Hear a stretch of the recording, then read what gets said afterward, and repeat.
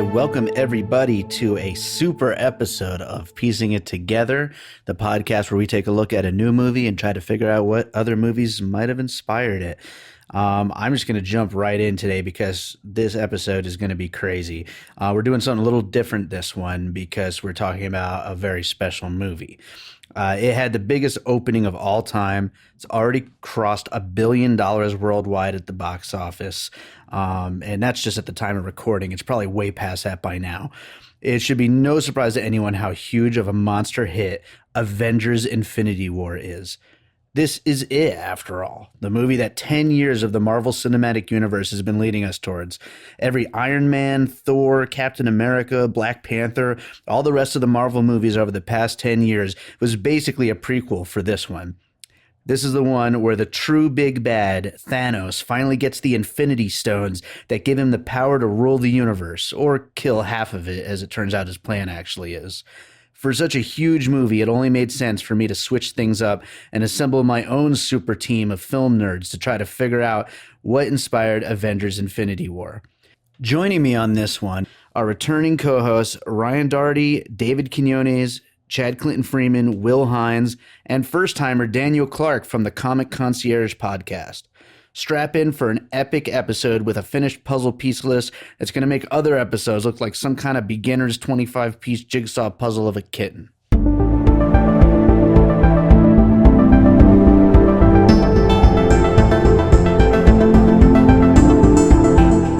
All right, so we're going to kick off this Avengers-sized super episode with a conversation with my buddy Ryan Daugherty. Ryan, thanks for being here. Hey, always happy to be here. All right, well, Avengers is the biggest movie of the year. You're the first person I'm talking to about it, and we're talking to a few different people on this one to switch up the format a little bit. But with that said, we're going to kind of move through these pretty quickly, and I'm going to act more as a moderator on this strange episode. So let's jump right in. What is your first puzzle piece that you think? So this is kind of a weird one that stuck with me. Like, honestly, the minute I saw the ending of the movie, though, there was a Japanese horror movie, and there was an American remake of it called Pulse. Have you seen them before or heard of them? I remember seeing the name and like lists of those kind of Japanese horror movies. Sure. I never saw it. So Pulse, for all intents and purposes, is about a movie where Wi-Fi gets haunted by ghosts, but like not like a Wi-Fi network, all the Wi-Fi and all the cell service and stuff. So I think that's what happened to Bird Road, actually. So it's eventually the effect becomes basically there's a disease that infects you if you are in range of like cell phone service and stuff like that, for all intents and purposes. And the way the disease manifests is your body turns to ash and you blow away in the wind almost immediately. And over the course of the movie, I don't think it was a very good movie. I don't remember. I haven't seen it in a few years. But over the course of the movie, by the end, like there are plenty of shots of like this girl, like the main character walking through her college campus, and it is just desolate, like very clear that like 2/3 of the population has turned to dust already. And there's like a scene where she like visits her friend who she hasn't heard from in a while, and she like opens the door right before he succumbs, and he's like, what's happening to me? And then he just turns into dust and blows away. So it was incredibly similar to watching everyone turn to dust in New York City as well. Like it was the same result. Like this might actually just be a prequel for a Pulse movie at this point. So question, throughout this Avengers Infinity War, there's a lot of jokes with Spider-Man knowing pop culture movies. So that means that those movies exist in the Marvel Cinematic Universe. So do you think Pulse exists in the Marvel Cinematic Universe and Thanos watched that movie? And Thanos does have the Soul Stone, which means he could see into Wes Craven's soul, which means he would know the plot for Pulse, because I think Wes Craven like executive produced it. So I would say it's very reasonable that originally Thanos' plan was to make everyone blow up, and then when he got the Soul Stone, he saw Pulse and he was like, that's actually pretty fucking cool. And he made Yeah, it it's like gonna be turn to dust. sweet. He was like, I'm gonna do this and I'm gonna do it right. So he just took Yeah. the one cool part of that movie and redid it. So that was again like totally unrelated, but just the whole aesthetic of like there are other movies where people have turned to dust before, like Blade 2 jumped to mind and stuff like that. But what really got me was that Pulse is the only movie I think I've seen that has not only shown that, oh, the effect of this is you're getting turned to dust, but it also shows these desolate cities where a bunch of people have already been dusted, basically. Sure. That was definitely I guess maybe I could have gone with like War of the Worlds for something like that too, but it's very Mm. different in that with Pulse, again, because it's the Wi-Fi, it's just sort of everywhere and people just catch it and disappear. I like it, and that's originally when I was envisioning this episode, I was going to put a restriction: no Marvel movies. Yeah. Just 'cause I wanted to get some interesting ones, and that's a pretty damn interesting one. So, with that said, what is your second puzzle All right. piece? My second one is every Gary Marshall movie released in the past 10 years, like Valentine's Day and New Year's Eve and stuff like that.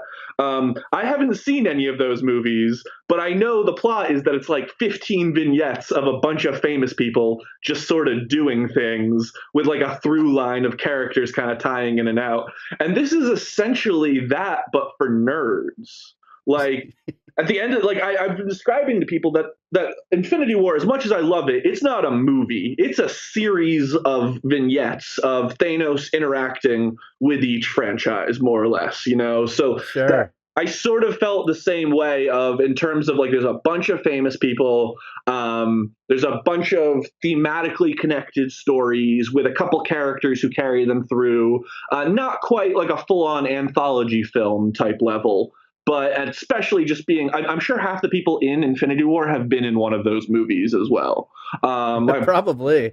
If Mark Yeah. Ruffalo has not been in one of those, I would be incredibly surprised. Same with Scarlett Johansson. And that was one that I thought about it and I was going to talk about it and I decided not to. And then 20 minutes ago, I was talking to another friend of mine. Like, I'm trying to kind of pick out of the blue comparisons for Infinity War for this podcast. And she said the same thing. She's like, if you want to compare it to a rom com, I think it's a lot like that, those like New Year's Eve movies and stuff. And I was like, okay, multiple people think that. I think that's a pretty good call for a very unusual thing to compare it to. So in terms of how the movie is structured, like cinematically and cast and stuff like that, yeah, my next vote goes to every Gary Marshall movie made in the past 10 years. So I love it. I think that is a freaking great observation, and I totally see it 100%. And I'm thinking it's probably Elizabeth Olsen's closest thing to a Gary Marshall movie so far. She seems like primed for that kind of a movie, but I don't think she's been in one yet. So she's got Infinity Wars instead. There's time. Yeah. I don't know what the next time, like when he does like Thanksgiving Eve or something like that, front and center, everyone who was in Infinity War who hasn't been in one of those movies yet. That would be an interesting curveball for Marvel, is to just make a big Gary Marshall esque rom com I and mean, get all these actors in it. You know. well, they've definitely like they made it clear that different superhero companies are trying to branch into different genres and stuff, and I think that's really smart. The first one, it seems like everyone's kind of tackling is there's more and more horror oriented Yeah. Marvel movies coming out. Like there's like the New Mutants and stuff like that, and I think that's ripe for a really good movie, like a really good superhero horror. Mm. I think there's a lot of potential there. Rom coms, Deadpool 3, I think would be a good decision to just go full rom com. It's just Why not? Deadpool trying to like win over like Anna Faris's heart or something like that. And it's the struggles I'd of, kind of like to see it with the new Hulk solo movie, though. That would be oh a lot man, more yeah, that fun. would be like for Hulk, I would really love to see a very broken character drama, like a man Yes. struggling to control his rage issues, and like they never actually cut to him hulking out at any point. It's just him like struggling with his therapist and battling like alcohol abuse, and he goes through like a breakup, and there's like a shot of him staring at his hands in a mirror, and he's like, keep it together, Banner. Like I that's what love I it. want the next Hulk genre cross movie to be. I love it. I love it. I think we should get Darren Aronofsky to direct That it. would be well. I think. He almost did one of the Wolverine movies. I think he Oh, that's right. You're right. He did yeah, almost do I think Wolverine. he was gonna do Wolverine 2, which I haven't seen, but the one where he goes to Japan. I Mm, think he was gonna do that, and then I don't know if he was ever possibly gonna do the Old Man Logan one. Um, mm, but he was like on board with it, and I don't remember if he had said if he was gonna try keep it like a him kind of movie, or if he was just gonna make a Wolverine movie, you know? right. Right. But I'd be down for that. Yeah, Darren Aronofsky making a movie called like it'd have some bullshit like indie title too, like the Breakable Hulk or something like that, Right. or things like that. Um, Smash. that's So, what is your next puzzle so piece? my next one is a bit more of just a general vibe, and I was trying to think of a good villain to compare Thanos to, because I'm definitely a big fan of villains who kind of have a way of going, hey, don't blame me, blame the system. And like randomness is how that manifests a lot. So, my first thought was like Harvey Dent from the Dark Knight movie. And then I was thinking about other options. There's other movies that have done let's randomly select who we're going to kill before. But Mhm, the one that sort of stuck with me, and this has been documented on Piecing It Together before, that I'm not a big Coen Brothers fan, but No mm, Country for Old Men, in a lot of ways, beautiful. there are very singular moments where Javier Bardem's character reminds me a ton of Thanos in how he handles everything, how he approaches entering each scene and interacting with all the characters. And that's even sort of structurally a similar movie, where a lot of that movie is just Javier Bardem playing catch up to Josh Brolin's character and interacting Right. with, whoever Josh was dealing with 2 scenes ago. Now it's Javier's turn to come in and be like, I'm here to flip coins and fuck shit up, because those are like the two things he does. So Sure. emotionally, I would definitely not compare his character to Thanos, because Thanos definitely still had he was a sociopath, but he still definitely had what he felt were emotions. Whereas Yeah. the guy from Old Country for No Country for Old Men, zero emotions. But the way it Yeah. manifested, I still felt it was very similar, even if they had different motivations, So No, that, absolutely. Yeah, that's what I was gonna say. They're different motivations, but you're absolutely right in like the like it's like a force almost like coming yes. towards all these other characters, and like there's really no stopping it. It's you're either going to live or you're going to die, and that's up to chance, really. Yeah, 100%. And I know like the chance wasn't necessarily like Javier's MO. Like it was more just a thing the character did when deciding to kill someone. It wasn't like he was all obsessed with randomness or whatever. Hmm. But I felt in a lot of ways it was almost like, if you had like read a Wikipedia description of one of these characters and then tried to recreate it in the context of the other movie, like if you tried to recreate from a vague description of Thanos in a Coen Brothers movie, you would end up with Javier Bardem, and vice versa. If you were like, well, let's try bring his character into Marvel, you would get very close to Thanos. So I think the Yeah. Well, I was similarities gonna are very say interesting. I was gonna say also when he got the final Infinity Stone. I mean, basically that could have just been like willing Anton Chigurh into existence, and He just that's personally what cattle happens. prods 50% of the Yeah, universe. yeah. It's like from the day he gets the final Infinity Stone forward, people are just going to be dying everywhere because Anton Chigurh is just just flying around the galaxy. just You with know? this magic cattle prod sneaking up behind people like the Babadook or whatever, and just bam. I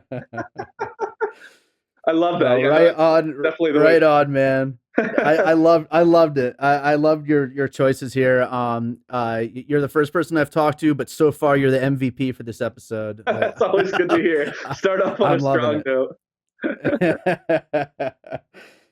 All right, so yeah, those were your puzzle pieces, and they were great ones. And what did you? Let's just do a quick. What did you think of the movie overall? Oh my god, I loved it. I saw it. I saw it in 4D, like midnight screening, all that shit. It went pretty much almost exactly how I was expecting it to go, Mhm. which was surprising because I think a lot of people were like, "Whoa, that was like so startling and surprising." And like literally, if you sat me down an hour before the movie and asked me to tell you what the plot was going to be, it would have been identical to that, just with a bit less Guardians of the Galaxy. Mm. And the Soul Stone stuff in general kind of threw me off, but like in general, I think that was actually something I really liked about it, was a lot of my friends. I feel like I'm still not sure if they genuinely like it or they were just so surprised by what the movie was doing that they like respected its moxie. So I really liked the fact that I still really, really liked it despite not being thrown for a loop by very much of it. So I think that's a really good testament to it. And the Russo brothers, fantastic, right? Like they did the paintball episodes of Community, which is like the greatest half Right. hour of television, bar none. Um, and I think Marvel may have learned something, which is get two people to direct your film because it takes two people to handle that much. Like Joss Whedon is in theory king of the nerds, and he couldn't. The Age of Ultron was garbage. Oh, it Um, was so bad. Age of Ultron. oh This my god. this is so much better than Age of Ultron. There's it really can't be stated enough. I'm actually very curious if you think this though. While we're talking about opinions on the movie, the one thing I warned my family is I didn't think any of the fight scenes were a particularly good centerpiece fight scene. Like I feel like every one of those movies has the scene, and no part of this movie to me felt like the scene. Like the whole battle at Wakanda just kind of felt like another battle to me. The battle against Mm. Thanos felt like another battle to me. The fights against the guy, like they were good, but none of them felt special or like this is the money shot to me type of thing. I'm curious if in your mind, like you're like, oh no, clearly the Wakanda shot was the fight or something like that. Well, I think the fact that this movie opened as huge as it did is proof that there's not really an Avengers fatigue. But I do think that yeah, the fight scenes there's really only so much more they could do to make them bigger and better. Yeah, I funny enough, a movie that I thought was a little overrated, and it could have been because I was stoned when I was watching it, sure. but was Doctor Strange, and I did not Oh, like Doctor Doctor Strange is the Strange. best Marvel movie to be stoned for, though. Yeah, Like, that's what fine. I would have thought too, but I just did not like it while I was watching it. I must have just been bad, whatever.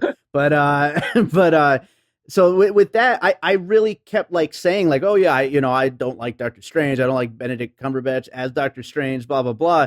But then this movie came along, and I thought his fight scenes were the best parts of the movie. He was Oh yeah, so freaking good in Avengers, yeah, he in was this movie, great. Infinity Wars, Yeah, and so that's what I would say is his fights I thought stood out amongst everything yeah, else. I would honestly, yeah, I would agree. If I had to pick a favorite fight, it would definitely be the four dudes like tag teaming Thanos, and I'm not going to change Yeah. my wording on that.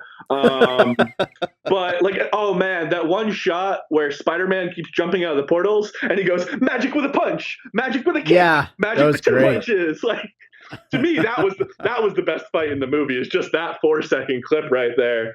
But yeah, Doctor Strange, like really, they did a really good job of him. Honestly, if they could have pulled a Civil War with him and didn't even need like Black Panther showing up in Civil War, and by the end of Civil War, you like already know who he is just from the way he's leading things. Right. Right, Doctor Strange. Like, I'm glad the movie was there to kind of know everything else about like the time stone and stuff, but like he's I felt like one of the best characters of like, yeah, if you didn't see his movie, you know everything you need to know about him from everything he does. That Right. was mad props to Benedict Cumberbatch for that.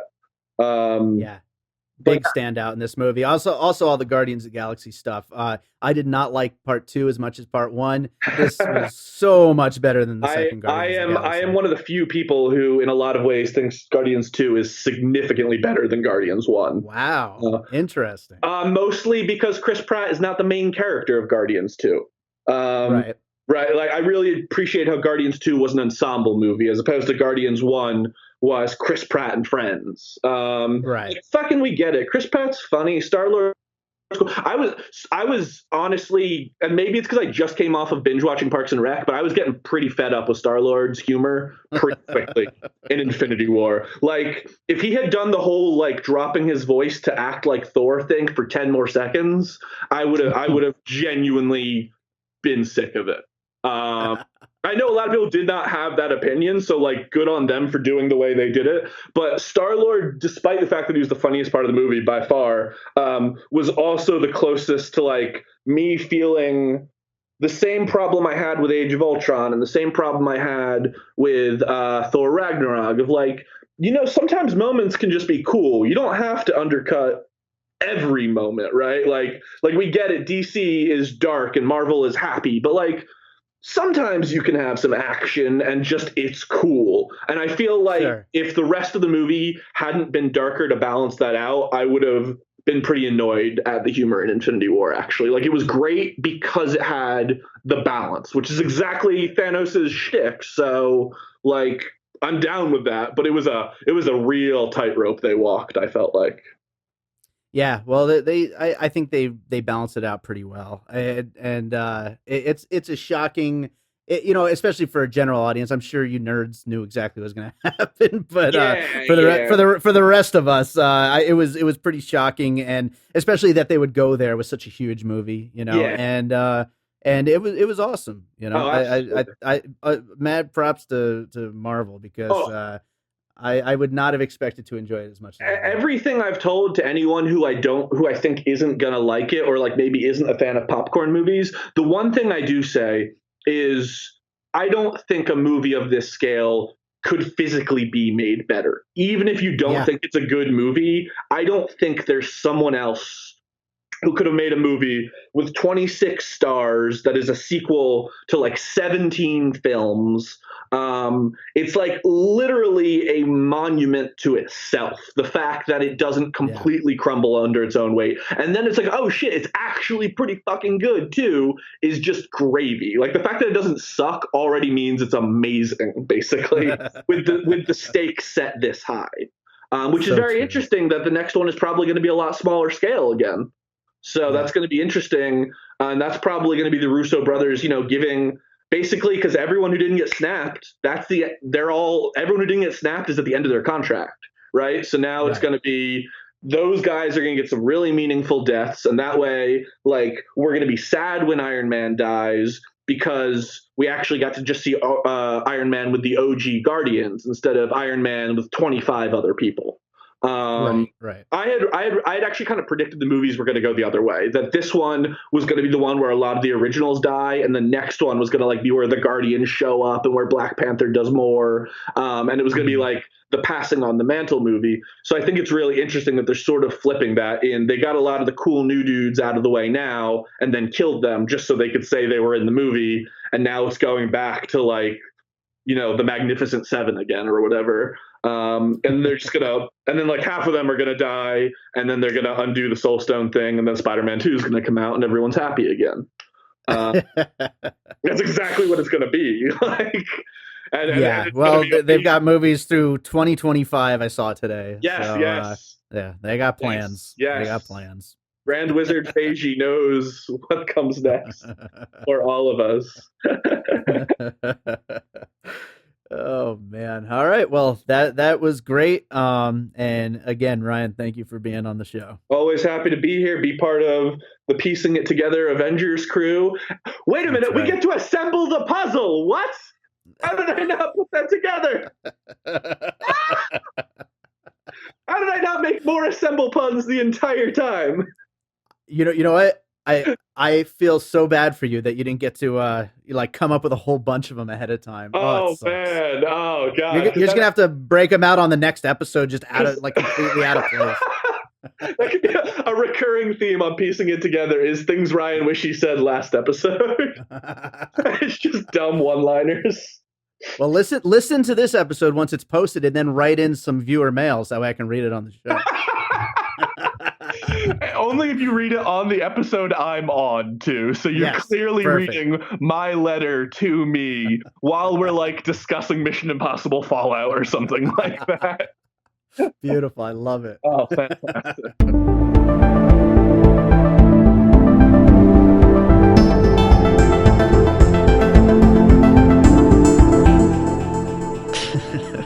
All right. So next up, we've got Q.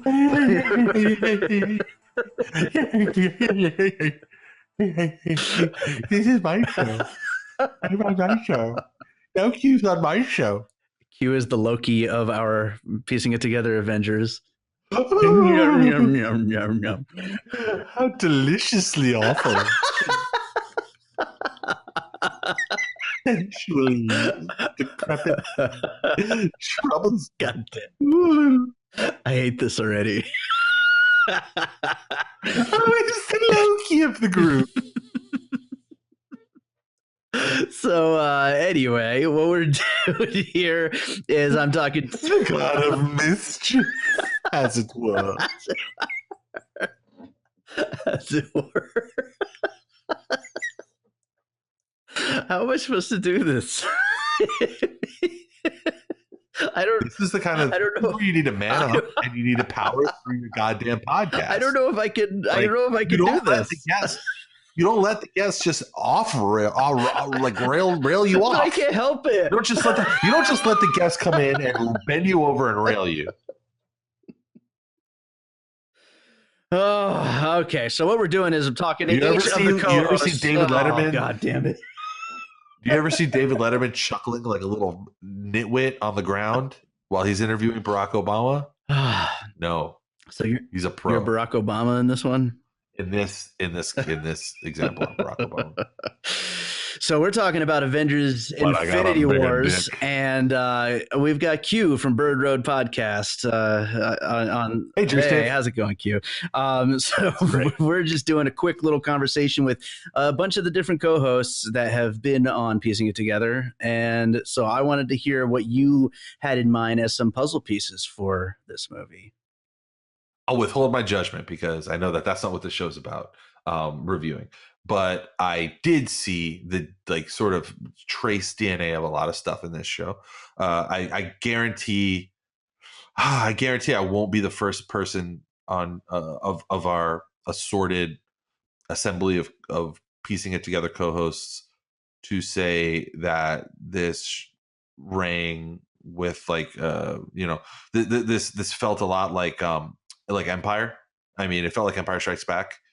For a second there there, I was a thought you meant the lot TV show Empire. the TV show Empire, because So I was like, oh, what most people this don't is an know interesting is that one. most people don't know that the TV show Empire happens in a shared universe with Marvel, where you think that that what's his name, what's the actor, Clay Howard, Ron Howard, Terrence Howard. You think that he quit being War Machine, but in reality, what happened was he was replaced by his twin brother, There you go. fraternal twin brother Don Cheadle, who took over the War Machine. Who just their parents were very unimaginative, so they named them both the same name. While Terrence Howard's character went on to pursue his secondary career of record mogul, and yeah, I don't really know much about that TV show Empire. Sure. So back to Empire Strikes Back. What'd you? Empire Strikes Back, famously described in the movie Clerks as ending on a huge downer, right? That's what it was. For those of us who were just sort of getting old enough to appreciate, I mean, people like us who are in our late 30s, who at the time that movie was playing on television, it was the mid 80s, I think, when we were encountering that movie, and we were just getting old enough, 6, 7, 8 years old, to appreciate the bad guy winning, or to appreciate the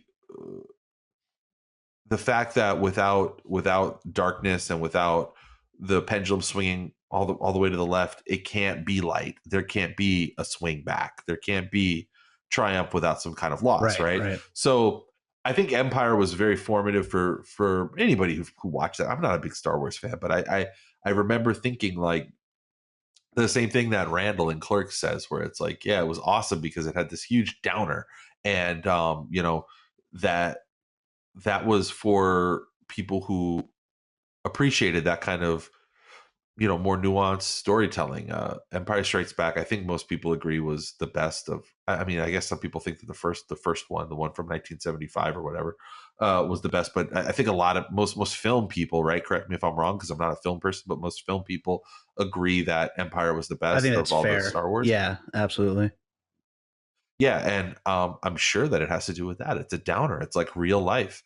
I mean, I feel like that is something that that this movie had. Yeah, yeah, it is a great downer ending. The only difference being that we obviously know, there's no stopping the whole Marvel cash cow, and whereas Sure. with Empire, who the fuck knew what was going to happen?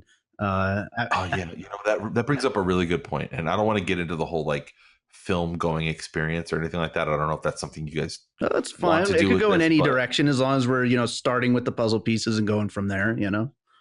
ignorance can be bliss, and to know that this kid who's playing Spider-Man is bought up and Yeah, he's going to be in Spider-Man movies for the next 10, 12 years, yeah, is a cynical, informed view of somebody who's like a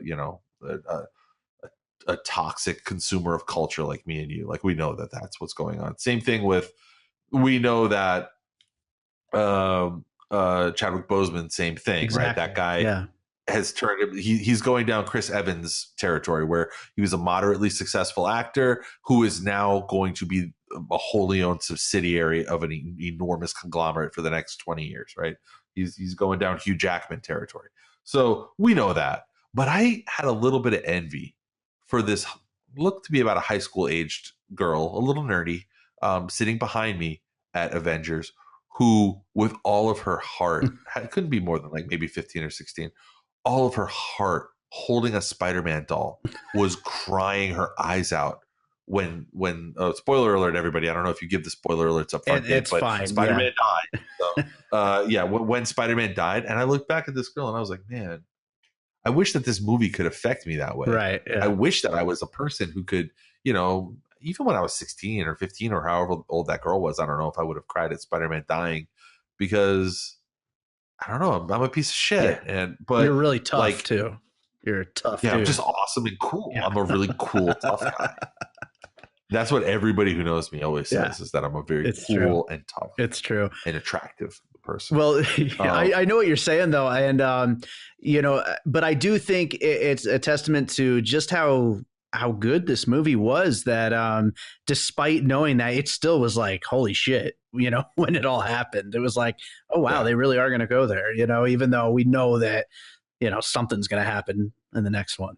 you know, yeah, of course. I mean, so going into that, I feel like the next piece of DNA, the next piece that I see in this movie, is made not from the perspective, is observed not from the perspective of that wide-eyed innocent girl sitting behind me at the movie theater, but from the more sort of cynical um, perspective of people like me and you, or the more, maybe cynical is not the word, just more informed, and that would be the I think there's some similarities, or there's something drawing, at least from the larger dynamic of this movie, from the movie Edge of Tomorrow, where you don't feel like the consequences really matter that much, mm, right? Like there's big stakes, huge stakes, but no consequences. Because in that movie, I think it took a really long time for them to get to the plot point where it was like, okay, well, there's a finite number of times that you can die eventually. Tom Cruise's character, I don't remember exactly what happened in that movie, but I know that there was a point where he was going to hit like so many redos, he couldn't redo anymore. He wasn't able to just keep things going in that infinite time loop forever.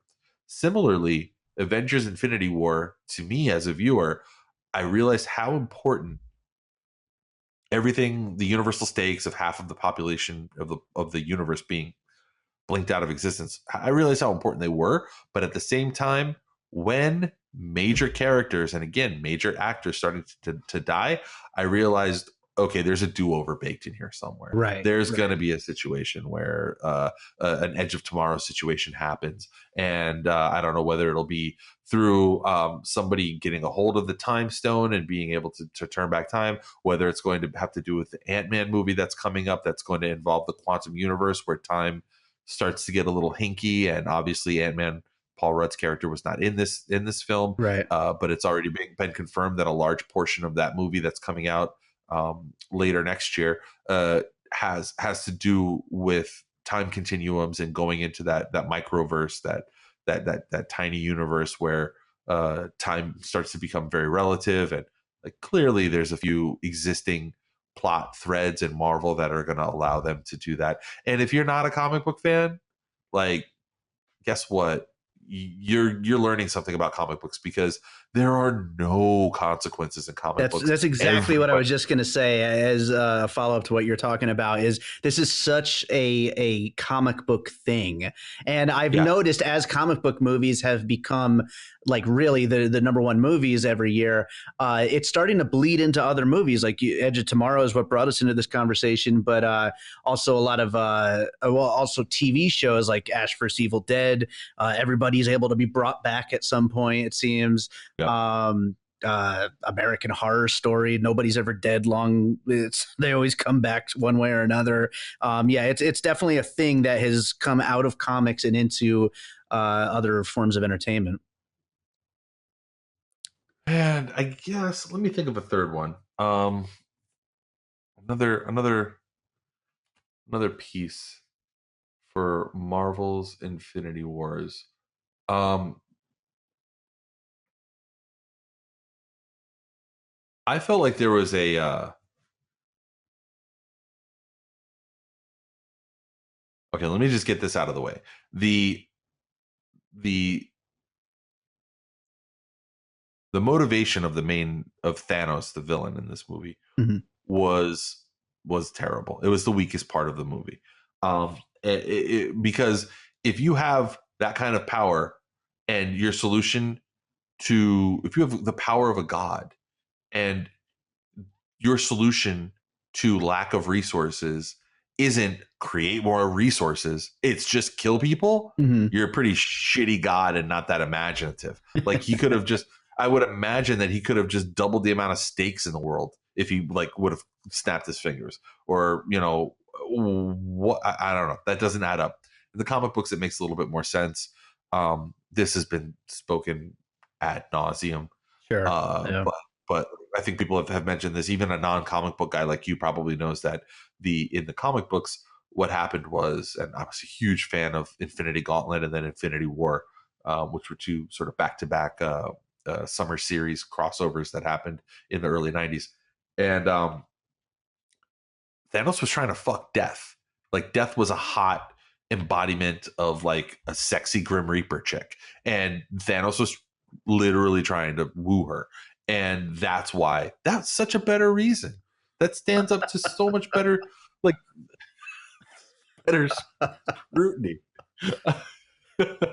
So I'm sitting here grasping at threads right now, trying to come up with a third one. And maybe I should just say like fucking Bad Lieutenant, because I don't understand. The protagonist of this movie was Thanos. Thanos was the main character of this movie, which is cool. Right. It is his movie. Cool, definitely. It's absolutely his movie. That Josh Brolin got more screen time than anybody, and that's not just because there was 1,000 heroes and only one bad guy. But yeah, any movie where the main protagonist is like evil in a way that you don't understand. You have no idea why they're like that, and the movie tries to give you a backstory and tries to give you a reason, and they have the character talk about himself and his experience and what's happened to him, and it still doesn't add up. Right. That is another thread there. Yeah, no, that's definitely an interesting one, Bad Lieutenant, and I think. I love that your policy on this show is that there's no wrong answers. No, how could I'm gonna keep throwing things out there until you're like, that one's wrong, Dave. Hey, well, that was wrong. You know what? Ryan Doherty is one of the other segments on this show, and he said Gary Marshall movies, which I just started laughing so hard when he said What, that. because of the rat-a-tat, like back and forth of the Between all dialogue, these or different stories, all these different like the Valentine's Day and the leap year and the all those Thanksgiving Day or whatever the hell other movies they have. did Gary Marshall do 6 Degrees of Separation, I'm or was not that something sure, else? but if he did, that was before he started like just predictably doing every single holiday, and they were all just big ensemble movies with multiple stories that intertwined at some point. Yeah. You know, um,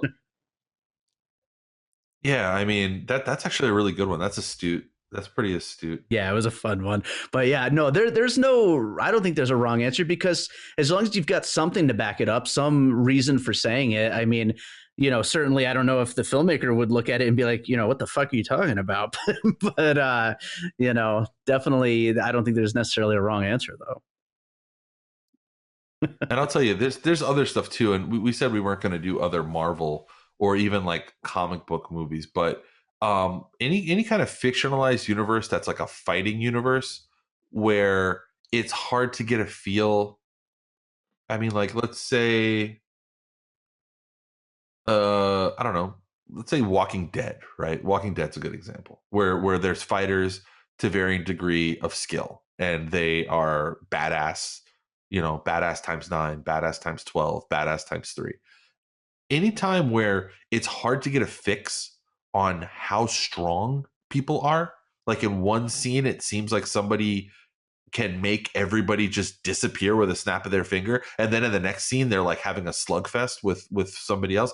It was there was a little bit of unevenness to that to me, and I guess you just have to suspend disbelief. And I'm the biggest comic book fan that there is anyway, so who am I to be complaining? I mean, they gave me a $200 million movie. Who am I going to fuck, like, for things that I cared about since I was a little kid? And Right? well, Yeah. like, who am I to complain? I guess, it was weird.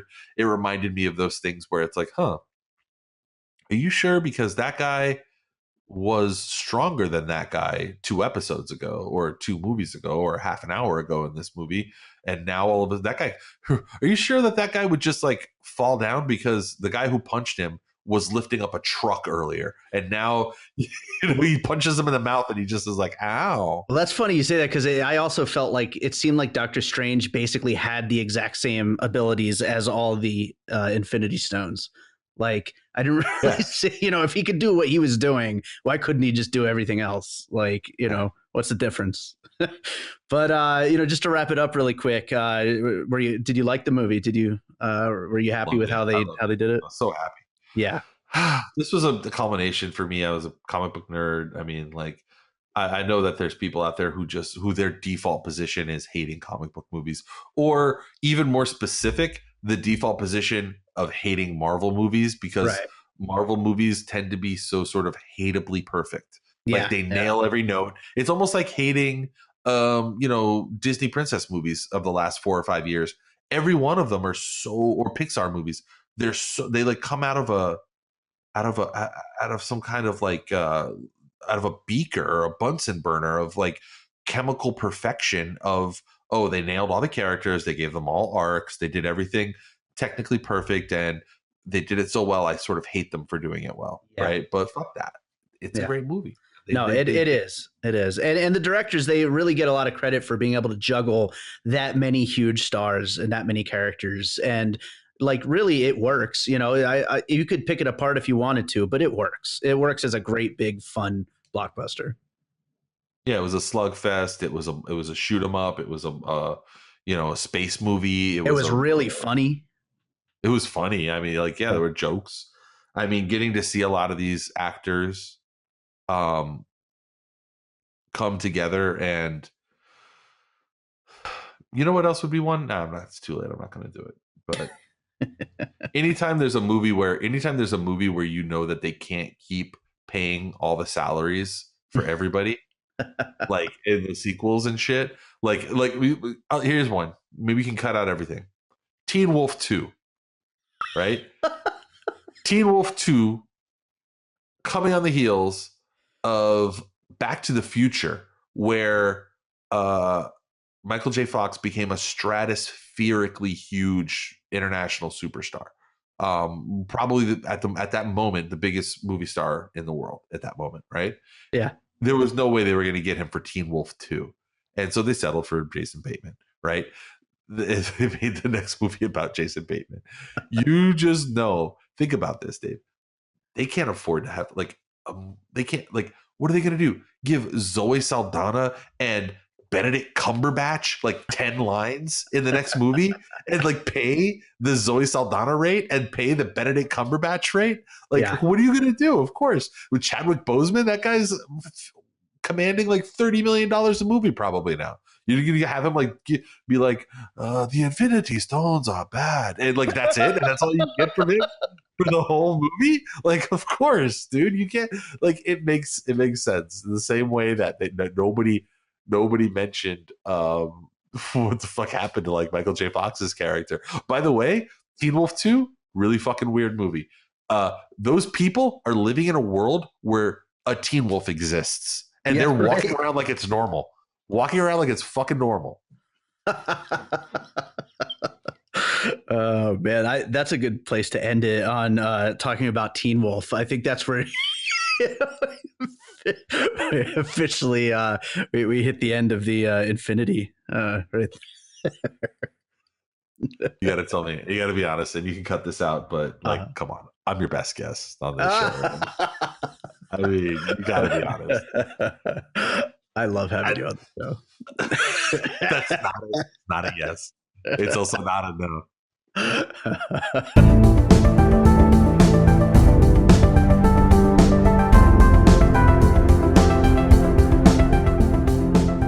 All right, so yeah, we're here now with Will Hines, Nox Prime. How you doing, Will?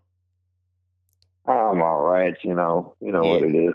Oh, I know you're a busy man. You're doing your things, but I wanted to get you involved in this episode. I know Infinity War is a big movie, this year, and one that I think that you were probably pretty damn excited about. Yeah, I was pretty pumped for it. I mean, I'm already so invested in the MCU. It's almost like mandatory at this point. It's like you don't watch 10 years of Marvel movies and not go watch this. It's kind of like, what's the point? Yeah. What have you been doing all this time if you're not going to see this one? Right. So I mean, there's been a few Marvel movies where they've almost felt like chores. Side Eyes, Thor, Dark World, and Age of Ultron. But it's still necessary so you don't miss any Easter eggs or plot points or how did so and so get that or so and so end up here or how did that happen. So it's a nice payoff for the ones that were fun to watch and the ones that were a slog to watch. So that's what was cool. Yeah. Well, I'll tell you, I actually never saw the Captain America, the first one, and so when Red Skull, I'm done with you not seeing movies. Okay, I'm done. Red Skull showed up. I was like, is that Starfighter yet? Have you? What? I was like, is that Skeletor? I had no idea who that was. That's right. I'm gonna let you borrow my Last Starfighter Blu-ray next time. I know. That's a travesty that must be corrected. I'm waiting for you to come over. Let's do this Rampage episode so you could bring me that Last Starfighter Blu-ray, and then I don't know, maybe we'll do like a mini episode or something. Me talking about Last Starfighter, what I've learned. Well, that's one way to twist my arm. So let's jump right in. What is the first puzzle piece that you had in mind for Infinity War? Well, the first one that immediately popped up to me was Empire Strikes Back. Okay. It's just classic,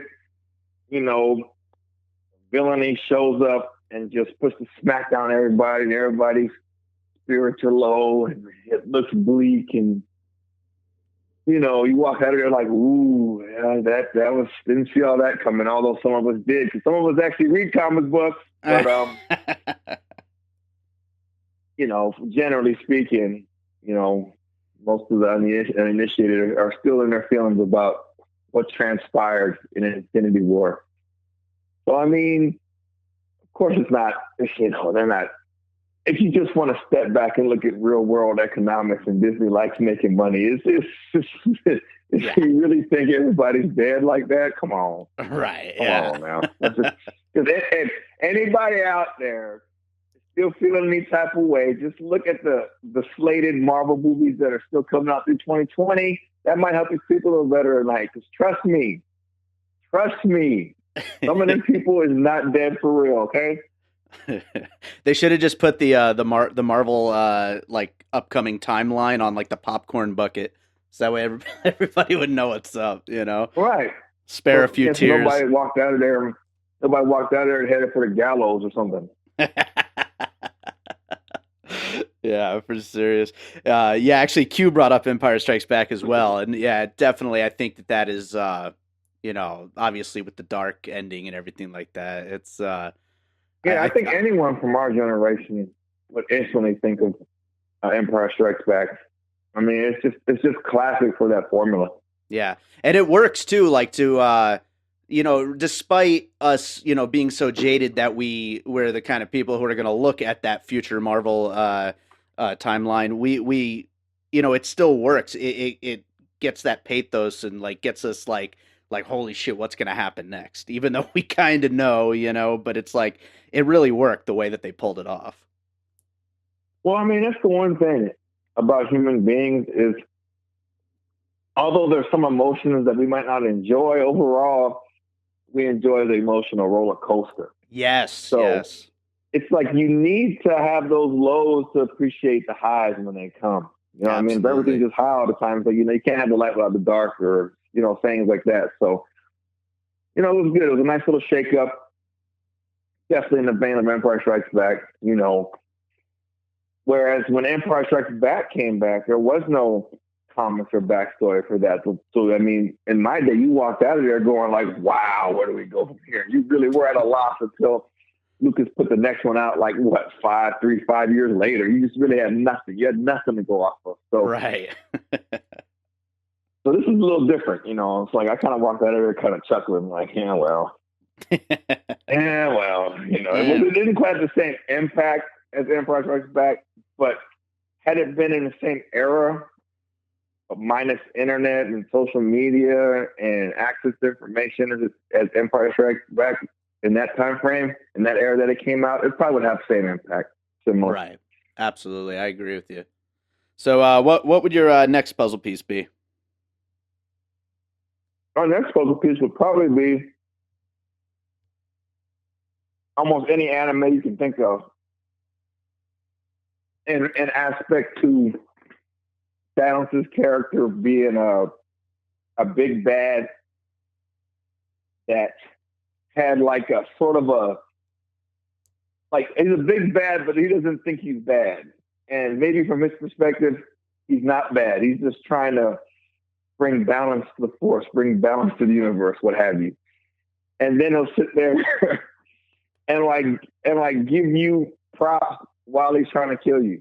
Like, they do that in anime all the time. Like, the bad guys will sit there and exalt your name while they're trying to grind you into the dirt. It's, oh, you know, heard so much about you. Punch, punch, slap, slap. You know, you're very honorable. This, and that. And I hope they remember you when I get done killing you and stuff. You know, it's so anime. It's so anime. It's crazy.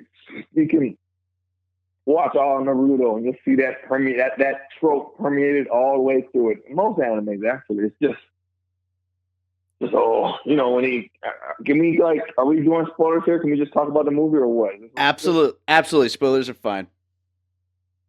Well, yeah, like, so there was that one time when Stark was trying to put the whoop on him after Star-Lord done fucked it all up, and Thanos drove that blade into Tony. And honestly, that's probably that moment was probably the most emotionally involved I got in the whole thing. Just seeing Stark catch that blade, like, oh man. And then Thanos just calmly sits his butt down and basically delivers a eulogy to his face. Right. He delivers his eulogy to his face. I hope they remember you. You know, oh, that's so anime. It's like, wow, like, for a second you're like, wow, this really might be it for old Tony, man. Who does that? Who does that? Who mortally wounds you then sits you down and has a casual conversation with you. And what the fuck was everybody else doing while he was casually reading his eulogy? Jesus Christ. Well, that's comic book right there. Just everybody else just kind of is off to the side, and who knows what the hell they're doing for those few seconds where, you know. But you know what's funny is you just mentioned about Star-Lord. I saw a meme this morning. It was like, who are we more mad at this week, Kanye West or Star-Lord? And I had to stop and think for a second, what the hell did Star-Lord do? And that's just like more proof that whenever I watch a Marvel movie, I forget like everything that fucking happened by the time I get out. How do you forget that? I don't know. Star-Lord ruined a perfectly fucking solid plan. I mean, Thanos only had like the tip of his pinky finger left in that stupid thing. I think it's just like excitement overload or something, and I can't keep it all straight, and I forget who did what to who to who, you know. Ain't that much excitement overload in the world, man. What the hell?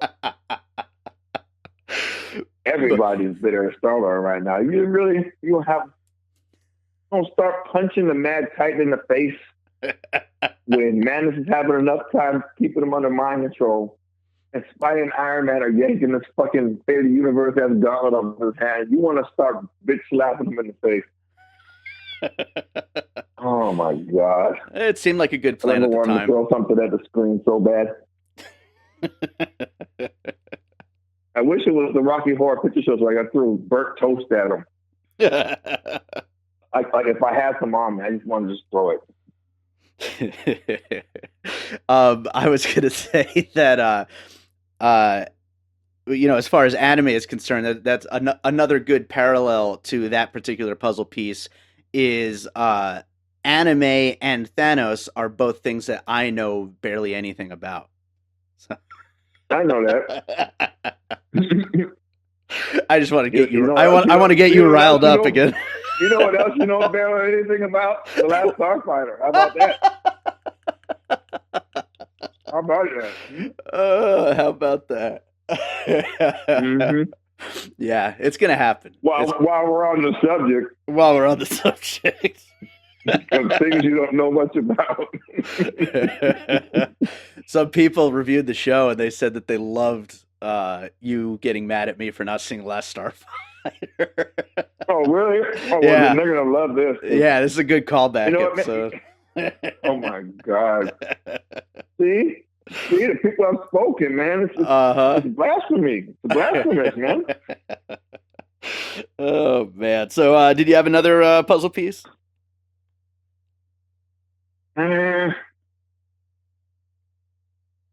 coming up empty.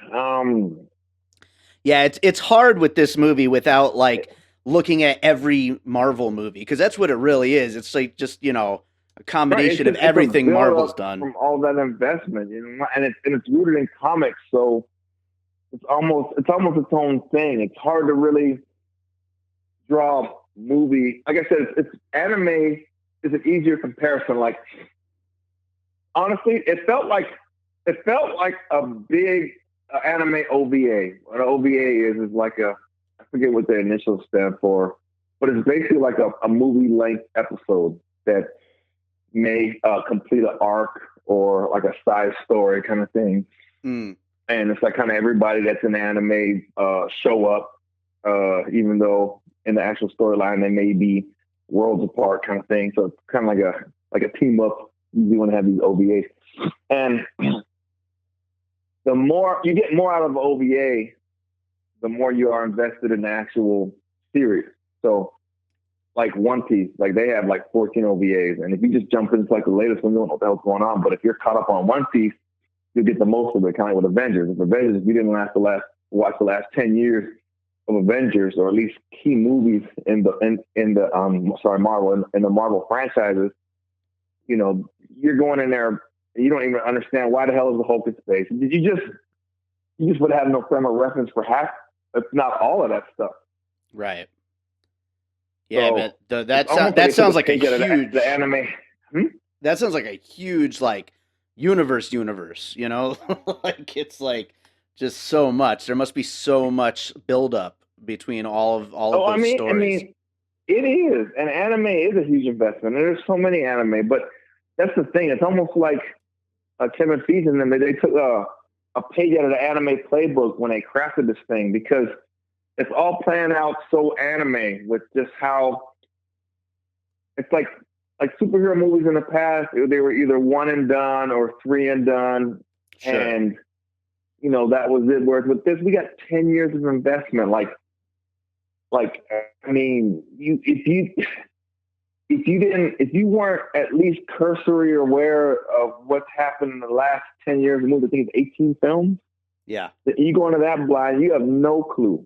Sure. Which is brilliant because this is going to force people to revisit Marvel's back catalog to figure out what the hell went on in some scenes. And it's also first timers get that, but then it also keeps people invested in the future installments as they move on to phase 2 or phase 3, whatever phase they're on. Sure. Yeah. One of the most jaded reviews that I've seen basically called this a commercial for the Blu-rays of the first 10 years of Marvel movies. And I think I think that's a little unfair, but I definitely see where they're coming from. But it's definitely unfair, though. It definitely stands on its own. Which, speaking of which, I take it you did enjoy the movie overall. I got to part ways with you there a little bit. It doesn't really stand on its own, but it does stand on the back of 10 years of that Marvel investment. Gotcha. But yeah, I mean, it's only an ad for the Blu-rays if you aren't up on all that, you know. So yeah, they may move some older movie Blu-rays or what have you, but that's it. But I mean, for the most part, anybody that went has been invested. This is 10 years going on. Like I put out a meme the other day that was like, people getting up and walking out of the end credits like they haven't been watching Marvel movies for the last 10 years. Like, where are you going? Seriously, where are you going? Seriously, like, this is your first Marvel movie. You don't know how this goes. You don't know that there's goodies at the end of the end credits. Yeah, right. Yeah, I'd say half the theater emptied out, and I was just looking around like, who are you people? I'm not even going to get the end credit scene because I'm not that big of a nerd. But like, you gotta stay. Like, you just kind of have to. What in Wakanda are you doing? Like, are you all from Saudi Arabia? I know y'all just got the first movie theater over there in like 30 years, so maybe y'all are visiting and don't understand how this works. Right. I don't know. But yeah, overall, I did enjoy it. It was a great payoff for me having been invested in the last 10 years. Yeah. Like I said, even slogging through some of the not so entertaining but still informative ones as far as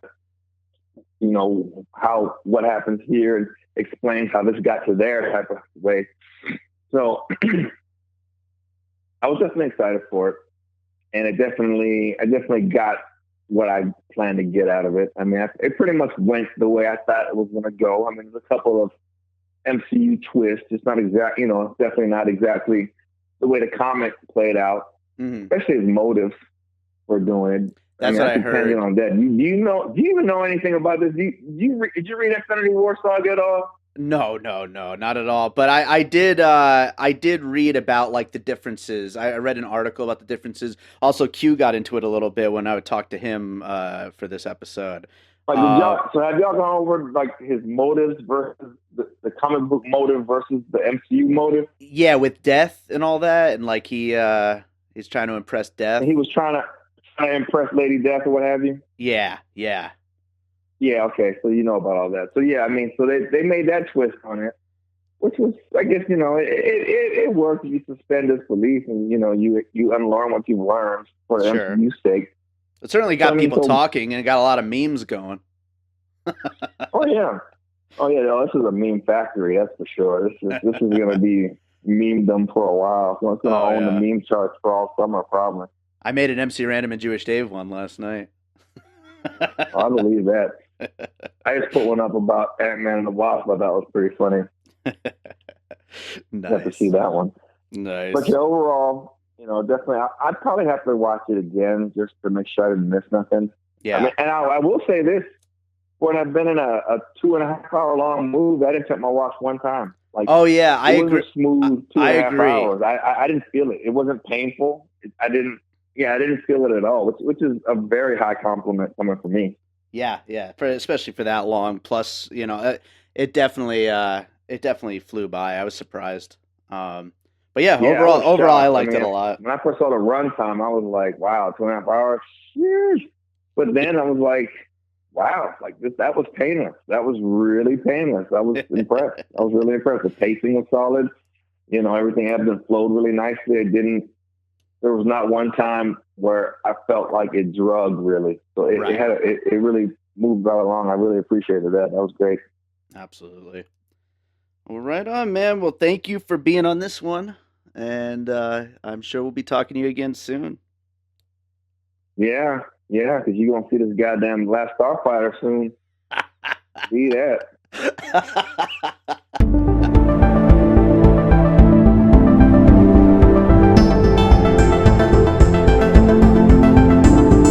All right, so next up, we are talking to our most common co-host on the show, Chad Clint Freeman. How you doing, Chad?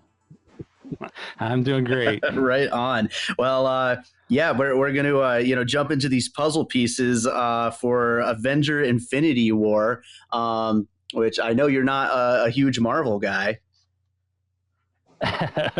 Yeah, that's the thing, is that with this, I don't have like that 10-year history of following the movies. So I hadn't seen. I'd seen Thor. That was like the first Marvel movie I had seen, and then I hadn't seen any until Doctor Strange. Wow. So and then I also have seen Thor Ragnarok. So I've seen 2 of the Thor movies, and then I saw the 2 Guardians movies, and like I said, Doctor Strange, and I saw Black Panther. So that's it. I never saw any of the Avengers movies. I never saw any of the Captain America, or never any of the Iron Man movies. That's funny. You're kind of the closest to me out of everyone I'm talking to, because you haven't seen the Marvel movies. I don't remember any of them, so it's kind of similar. Yeah, that's great. So, but yeah, actually, I wasn't even planning on seeing this movie, but I ended up going to see it with a group of people, 10 people, and like I said, I wasn't going to see it. I'm not a big fan of Robert Downey Jr. Mm-hmm. I'll put that out there.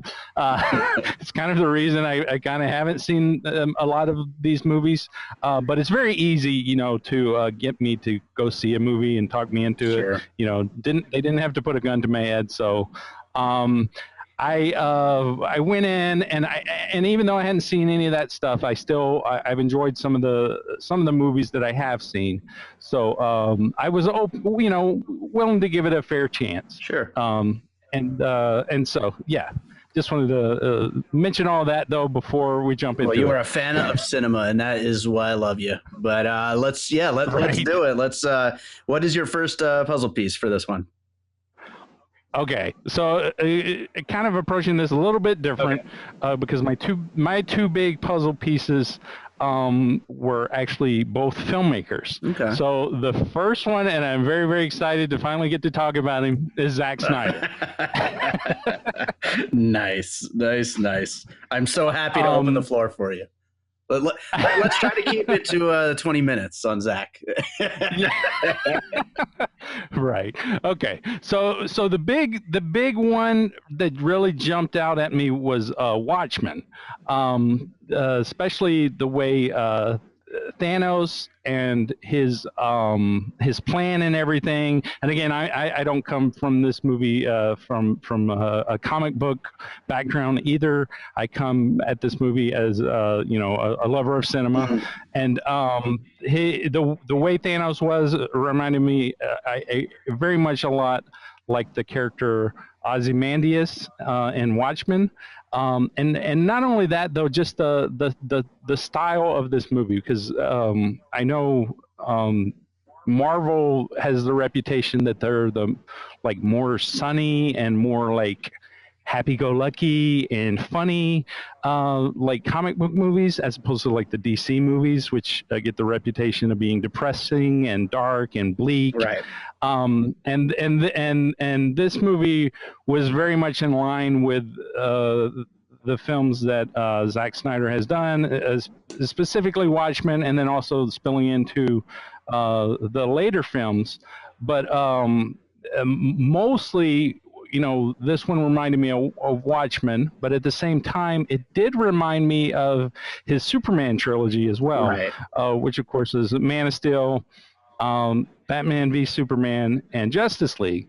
And so what I was actually saying is that I felt like this was a bloated version of Justice League, which was originally supposed to be 2 parts.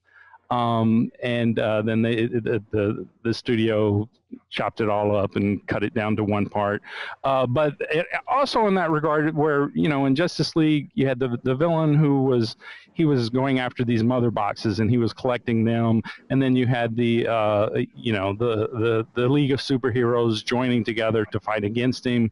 So you had those elements as well.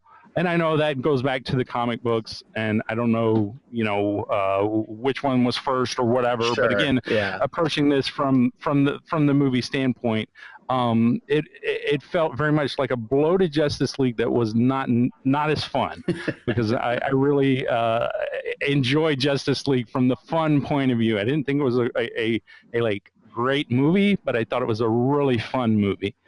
And then at the same time, it felt sort of like a watered down version of Batman versus Superman. And in that case, I think it's because in Batman versus Superman, you had a lot going on, but you still had, your main characters, and it got into depth with those characters, whereas this one you had so many characters spread out that it didn't really get to. I mean, the only character that this really got to the heart of, I felt, was Thanos. Right, it's very much his movie. Yeah, it is. And so, in that regard, I just felt that it was like sort of a watered down version of BVS.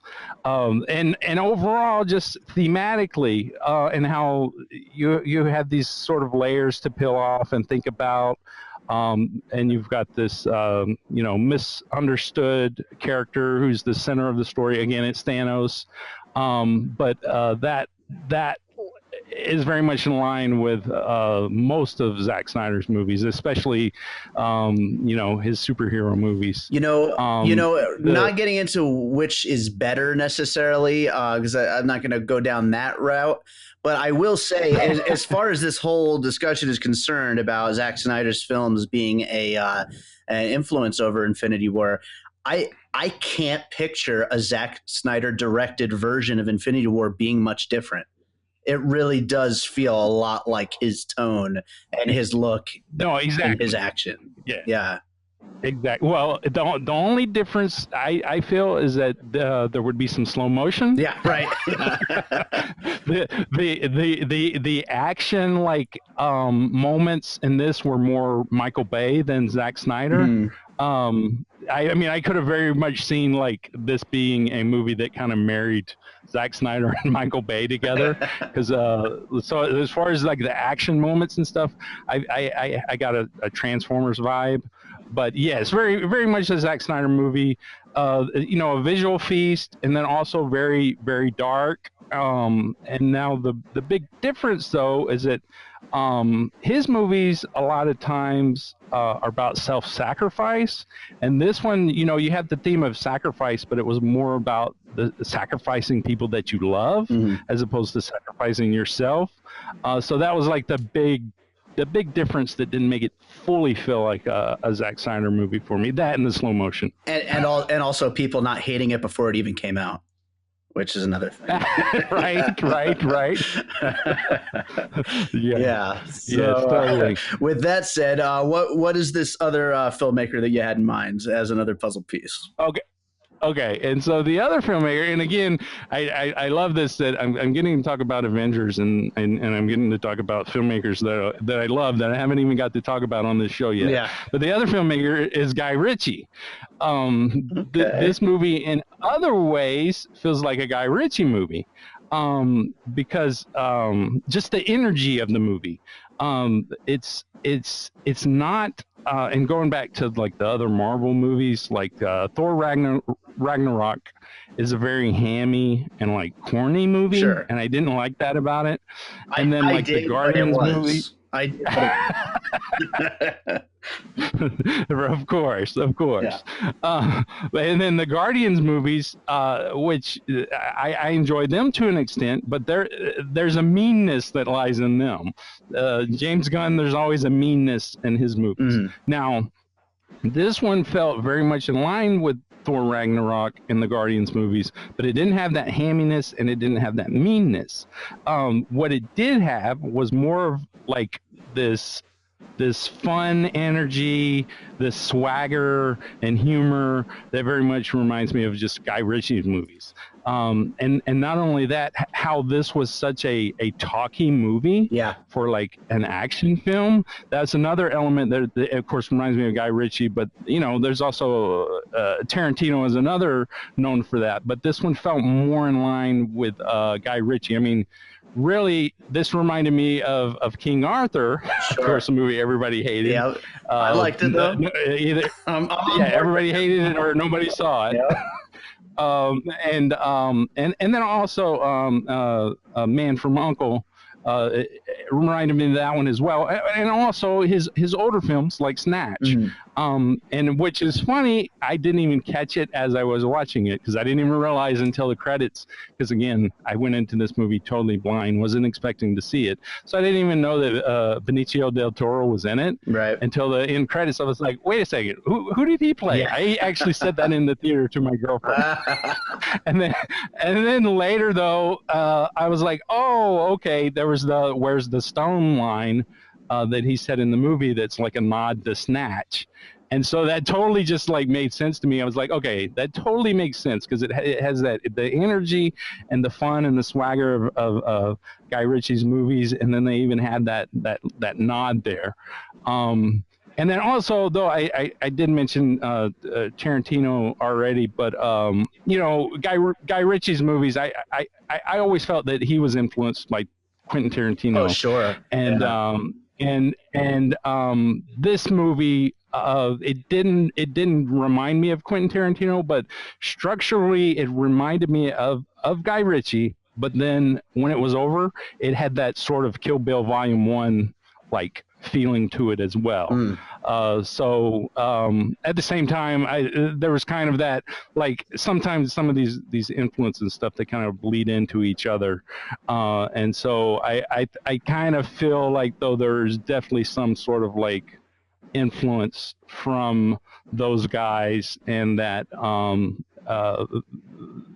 just that world of like edgy crime that they like to play with, and done so with a superhero movie, which made it different and interesting. Well, another thing, and I think that the Guy Ritchie films, that's a great point, and I think really all of these Marvel movies, ever since the first Iron Man, ever since they started this whole Marvel Cinematic Universe, the one thing that kind of ties them all together is they're all kind of bros that are a little bit more smart and like, you know, quippy than they would be in real life. Like they're just these like real fast talking, smart, clever bros, you know, and and that's totally a Guy Ritchie thing, you know. Exactly, like that. Just the swagger, the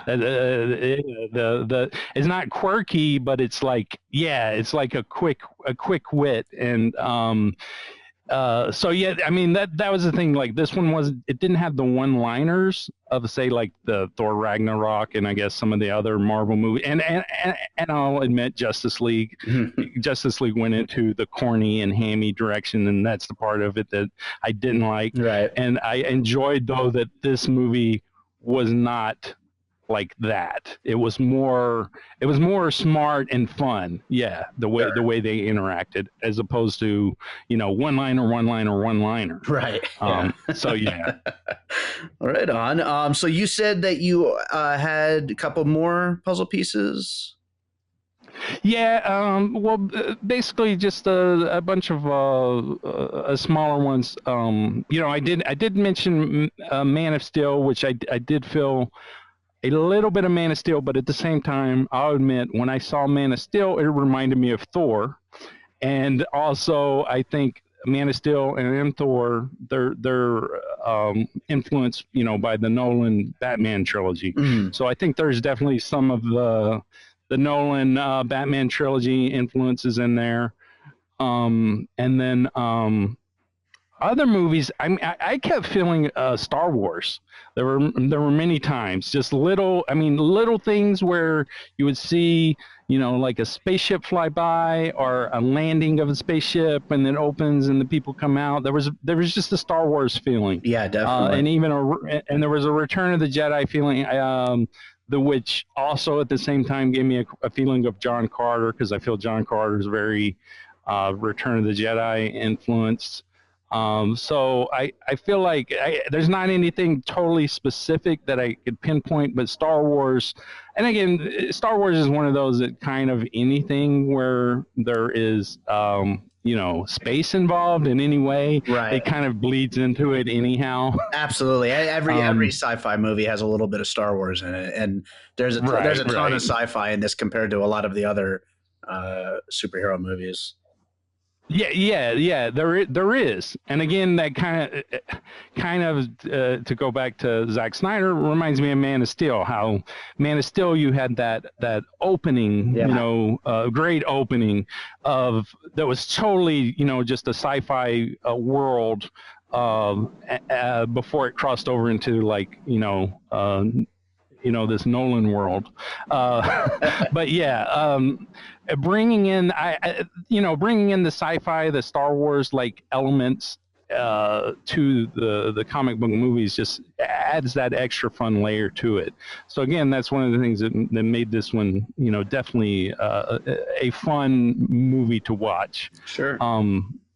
And additionally, the Harry Potter movies, I was reminded also, because this one was very wizardy at times, and one of the villains, he had the Voldemort kind of look to him early on. He definitely did. Yeah.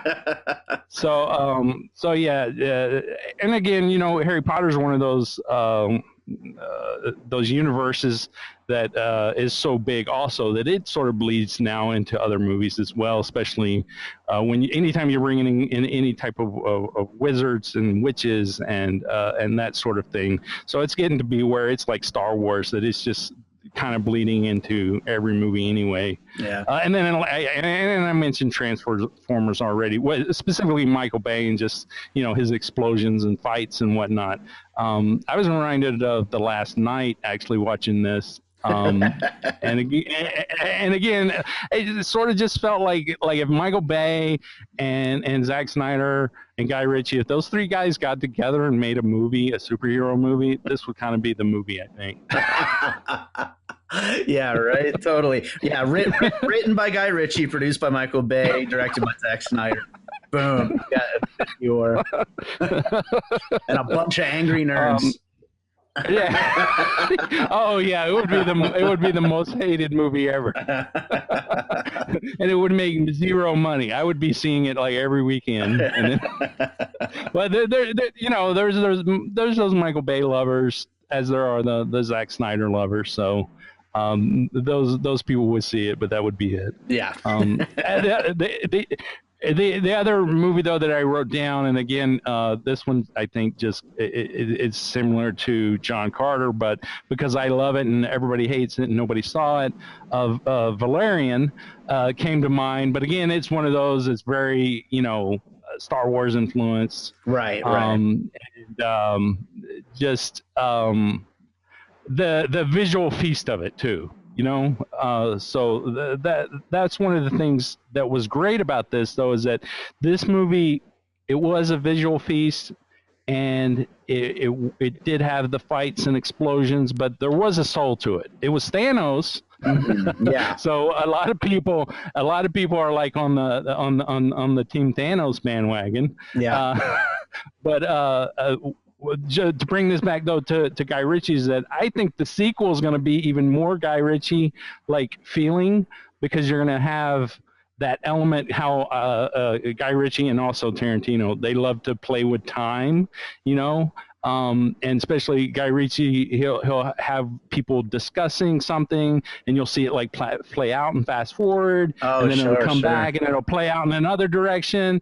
I think that you got it. There's got a lot of play with that they can do with all the alternate versions of what happens, which we would have got, I think, had Justice League been a two-parter, because we would have got that with the Flash. Sure. Because you had that tie back to BVS where the Flash went back in time. But anyway, that's getting totally off subject. But yeah, anytime though you can play with time, and alternate timelines and whatnot, that makes for fun. So I think the sequel can be, even more fun than this first one.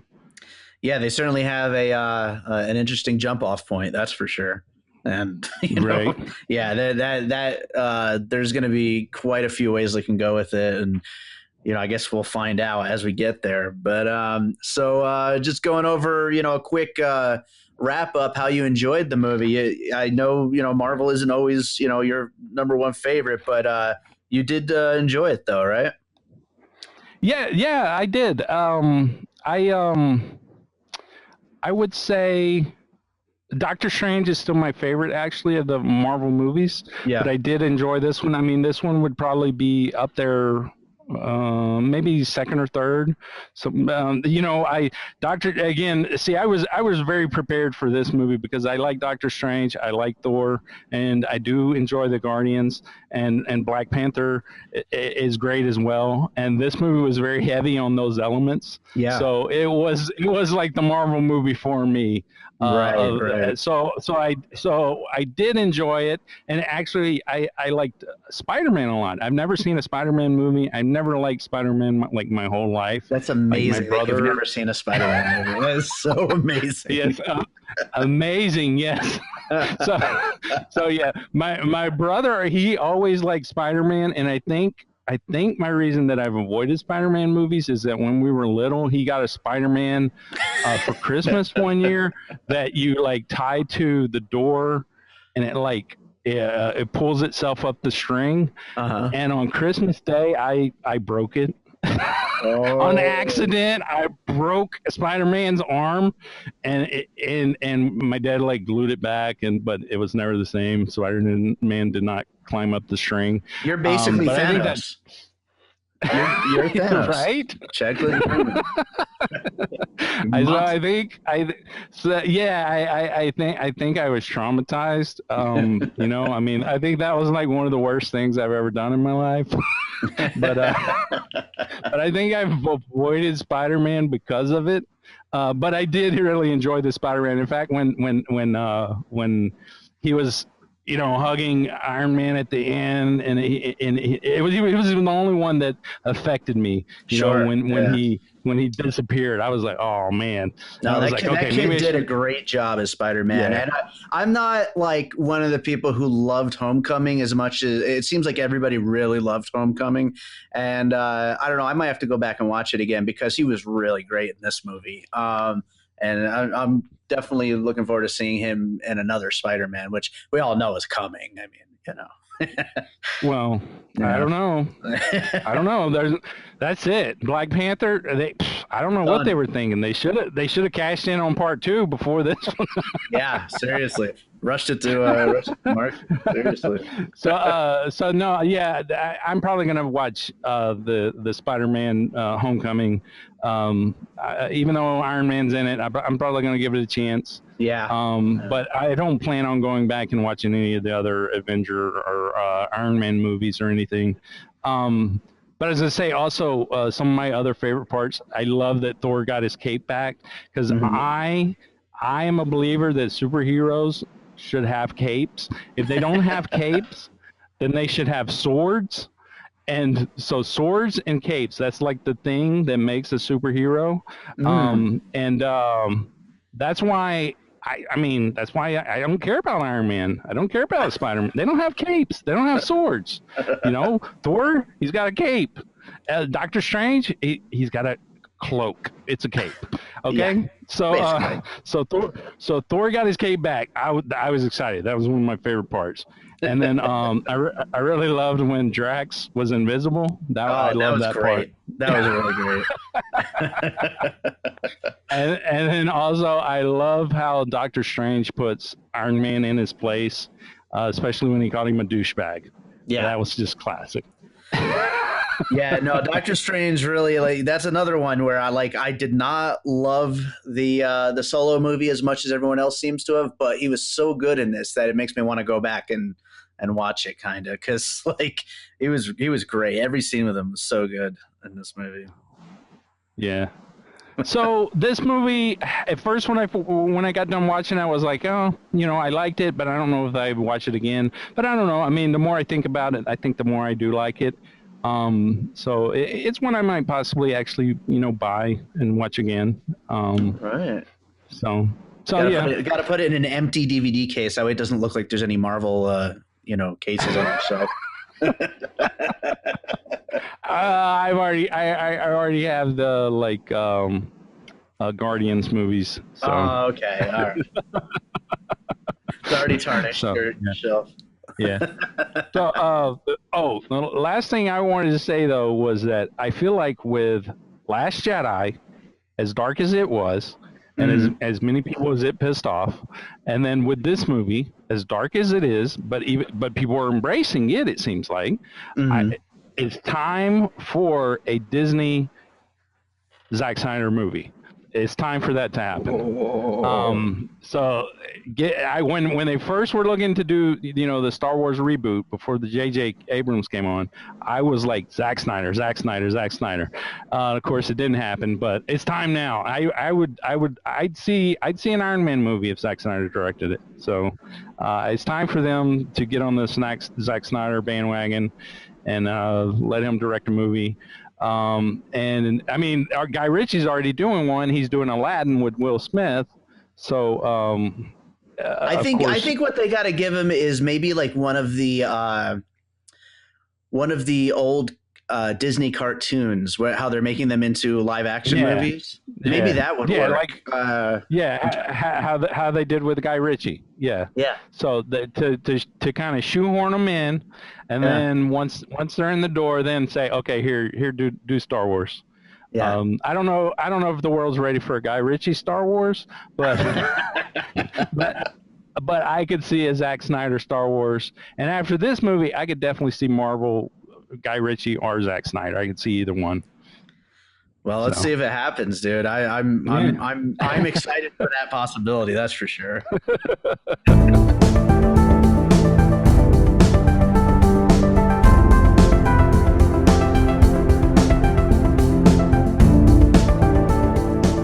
All right. So next up, we've got with us Daniel Clark from the Comic Concierge. Daniel, thank you so much for being here. Oh, thank you for having me. Yeah, when we first came up with this idea of doing this Avengers Super episode, the first thought was, let's get all the co-hosts I've had on the show. And then the second, thought was, I should get Daniel and see if he would be on it. I was recently on your show and it was a really fun time. And obviously you being a comic guy, I just thought it would be a really great fit. Yeah, I was excited to hear. I mean, you guys got quite the idea for your Avengers episode. So yeah, I'm always excited to talk Marvel movies. So right on, man, right on. So with that said, I think we're gonna just jump right in, and I'm really looking forward to this. But I want to hear what your first puzzle piece is.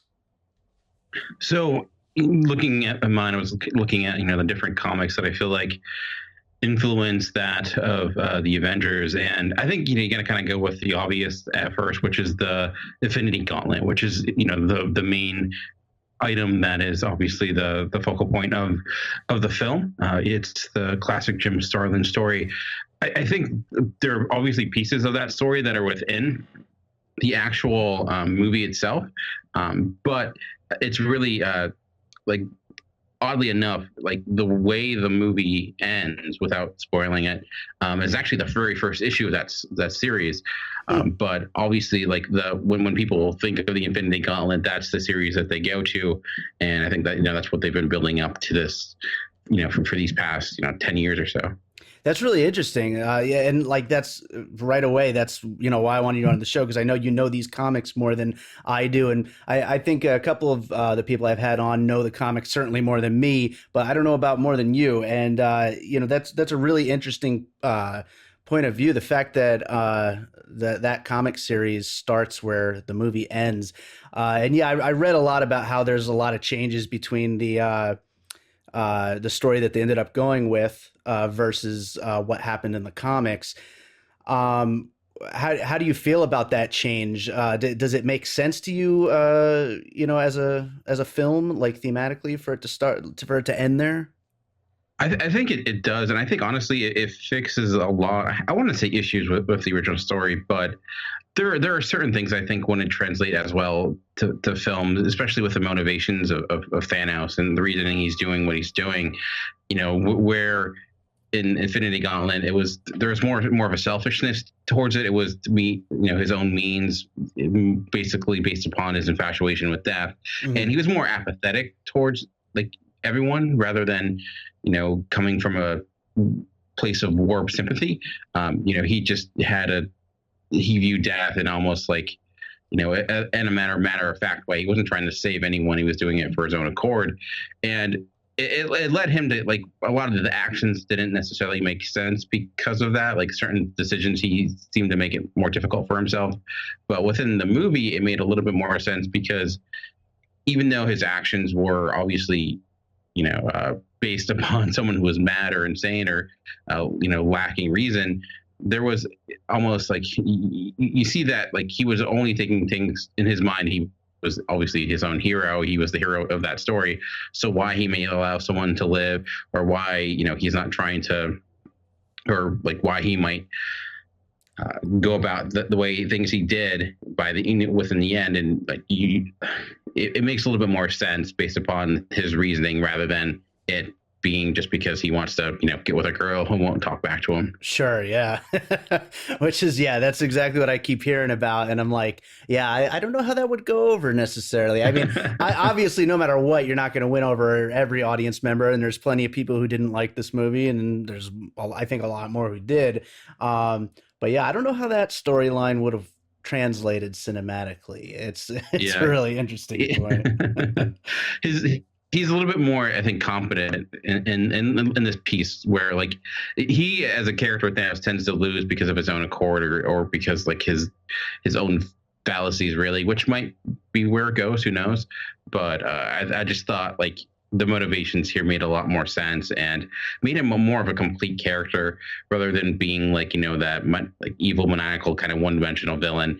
Here, there's a little bit more character to him, and I thought that was smart, where he was the main focus of this story, which I think was the right approach. Which which kind of brings me to like my other puzzle piece, which I think is the biggest puzzle piece, is it's really an adaptation of the story that came before Infinity Gauntlet, which is Thanos Quest, which is his quest of actually getting the Infinity Gems or stones or whatever they want to call them. The terminology tends to change, but it was him going to they were held by these different elders of the universe. In the Marvel film, it was there were different planets or on Earth, but he had to use his own capabilities to trick these other beings who were very powerful in their own way, right? And their power typically reflected the gem that they had in order to obtain them all. And it was this really long, the entire story, really, what led up to the Infinity Gauntlet was Thanos Quest, but there was a bunch of other stories inside of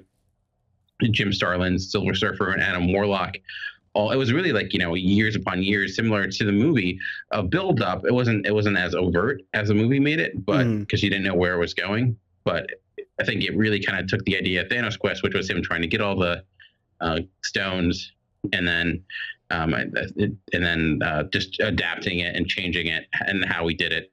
But I think that's often I think the template of what they were going with. Thanos Quest is a great name. It reminds me of like an old NES game or something. But you saying that actually makes me think I'm kind of a little surprised that they didn't just straight up give. I mean, this kind of is it in a way, but they didn't give Thanos his own movie. They gave everybody a movie leading up to Infinity War. it sounds like there's so much backstory to go into Thanos. Like, it seems like something Marvel would do. Yeah, like they could have honestly what they could have done, which I get why they didn't, would be like doing like a 5 minute end of at the end. They do the things like what's called back matter in comics, where you have your main story, and then after that, there's like a mini story that covers different topics. It's usually like 4 or 5 pages, and they could have done something along those lines, where at the end of the movie they have their cut scenes and their end of credit scenes, but maybe lengthen it to like a short 5 minute film or something of that nature. But I was actually surprised they were able to cover as much ground within this as they did, considering like they had to understand, introduce the character of Thanos outside of the little glimpses we got, show kind of why he's doing it, where he's going, how he's obtaining it. But yeah, it was. I was worried how that they were building it up all to this point to like they were, they had to make him work. If Thanos didn't work in this, it wasn't going to work. So, sure, yeah. There was, and that's 10 years of build. Well, I guess not technically 10 years, but really since the first Avengers, and that's you're putting all your eggs in one basket or your gems in one basket. So, sure. Yeah. Yeah. Well, luckily they got Josh Brolin, so that helps any movie. But at the beginning of the movie, I was surprised, like they were just like jumping right in with him having as many stones as he already had, and it was like, oh wow, they're like just going right on in. Yeah, it definitely seemed like they started off, they got to make him seem like a physical threat. How do you do that? You make him fight Hulk, and show that he can go toe to toe. And then it weirdly enough, I don't know, this may be a bonus puzzle piece, but it had me thinking of pro wrestling in the way where they try to make a character look strong by like who's the strongest, like who's the biggest badass in the company right now. Okay, well we have a new wrestler, let's have him face him and show we can go toe to toe. Well, kind of the same process where Hulk is the biggest, the toughest, strongest there is. So if we show that Thanos can stand up to him, it immediately tells the audience like this guy is he's got some power behind him. So I thought that was a good way of introducing him and kind of at least showing to begin with, like, yeah, there's a reason why people are scared of this dude. Yeah, that's actually a great puzzle piece, actually, pro wrestling. I mean, especially when you got all these like big bro dudes, and they're all just, kicking each other's ass and making little, little comments left and right, little quick quips and stuff, It definitely works. Yeah. I was gonna say, did you have another one other than that as a Yeah. I had another one too, which is it's the story Infinity, which is really newer. It's by Jonathan Hickman. It's again another Thanos inspired story where he's the main character. It's different though. It's on him trying to get gems. It's more him trying to hunt down his son. But where the influence come from that, where the pieces that come from that are specifically the henchmen, the Black Order. Those characters are coming through that story, that Infinity story. So all those, other characters that are his almost like cult that follow him come from that Infinity story. That's the thing about comics. They tend to like use a lot of the same terminology. Like the DC has the Crisis they use a lot, and Marvel has Infinity they use a lot, and Secret Wars is another one. So, but I think Infinity certainly, and that's newer. What's kind of odd about that story is that it's actually younger than the Marvel Cinematic Universe itself. It came out like a year after Avengers. So they're kind of taking a combination of the old and the new with a lot of the stories they're putting together. That's pretty cool, because there's like a lot of classic characters you guys are like still waiting for, whereas then all of a sudden there's these new characters. They're like, oh, there they are. They just pop right up. Yeah, and I think a lot of people are excited because the Black Order were one of the. It's hard to make new characters that people get excited about in comics, but they were ones that really did excite people. So people, I think it was a piece a lot of people were looking forward to. I know there were some questions regarding how well they were represented. To me, I think they served the function that they needed to. They were basically glorified like henchmen for James Bond. It's where they're more there because they have a physical presence to them. They have some sort of feature that is easily identifiable, like a James Bond henchman, whether it's like a hat or or Jaws or something of that nature. It's just like it's the same. To me, it's the same thing. You don't expect the henchmen to have gigantic backstories or have long diatribes talking about their true motivations. They're just there to make the action more exciting, which I felt like that's basically what they were, and maybe they could have done more with them.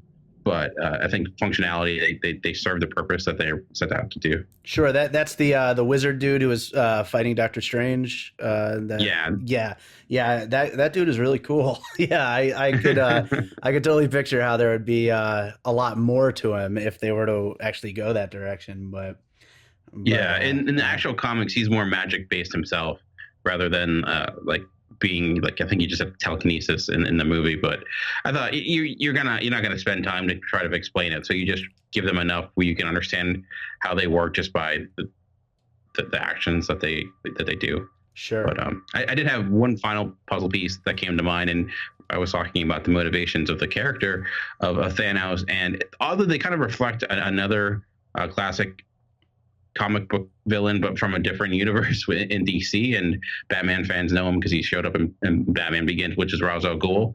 And so it's not a specific comic, but it's similar motivations of like what he's founded upon, where he's all about like doing the necessary evil in order for the good to survive.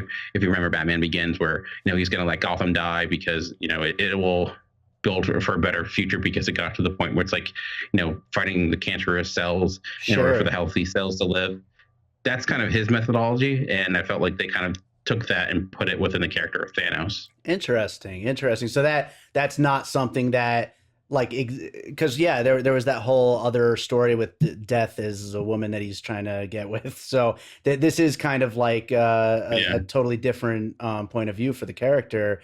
And so you're saying that Ra's al Ghul was more had that kind of a similar plan in place.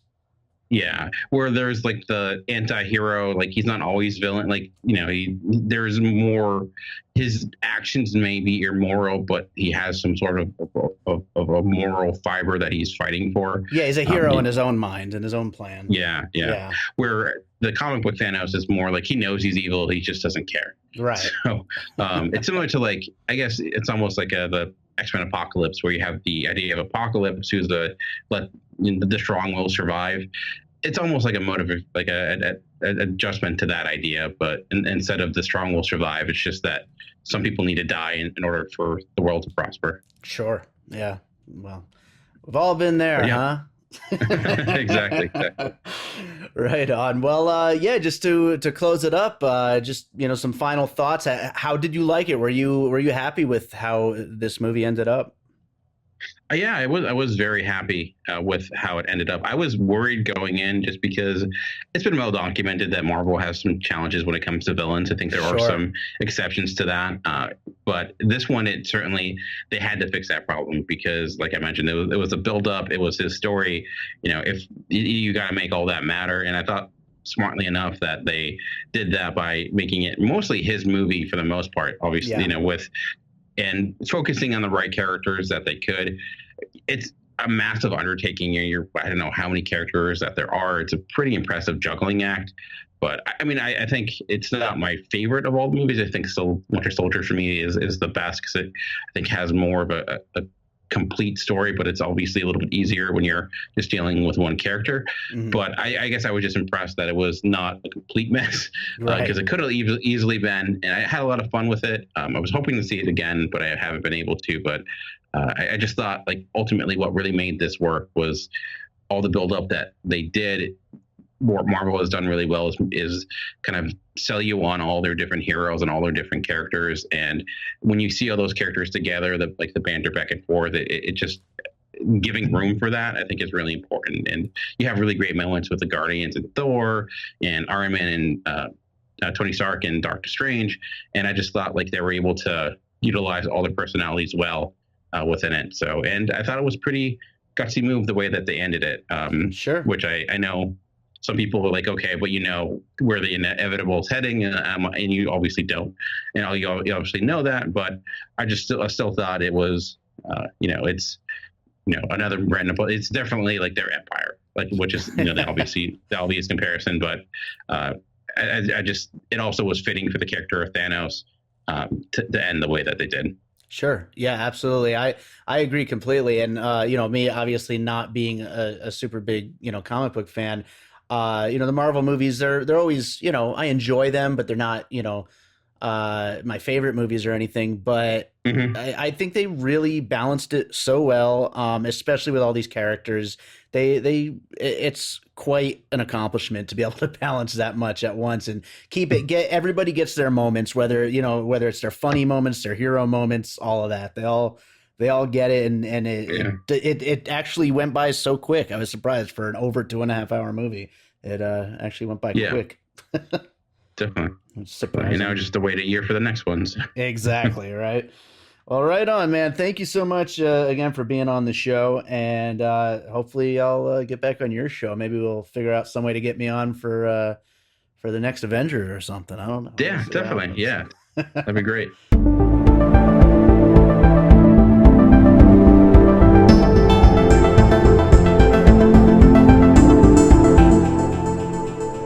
All right, and so that was Avengers Infinity War, our first super episode coming to a close. But before we're finished, we still have to do the finished puzzle.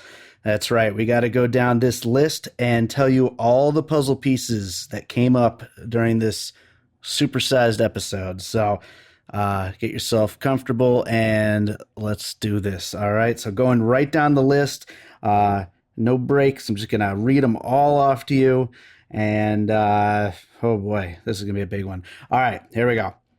Pulse, the films of Gary Marshall, No Country for Old Men, Empire Strikes Back, Edge of Tomorrow, Bad Lieutenant, Walking Dead, Teen Wolf 2, or movies where they know they're not going to get all the actors back. Empire Strikes Back again. Whoops. Anime in general. Anime OBAs. The films of Zack Snyder, especially Watchmen and Man of Steel. Guy Ritchie films. The Christopher Nolan Batman trilogy. The Star Wars series. Harry Potter movies. Michael Bay's Transformers. Valerian. John Carter. The Infinity Gauntlet series. The Thanos Quest series. The Infinity Comic series. Pro Wrestling, and Ra's al Ghul from the Batman series. So, wow, that is a lot of influences.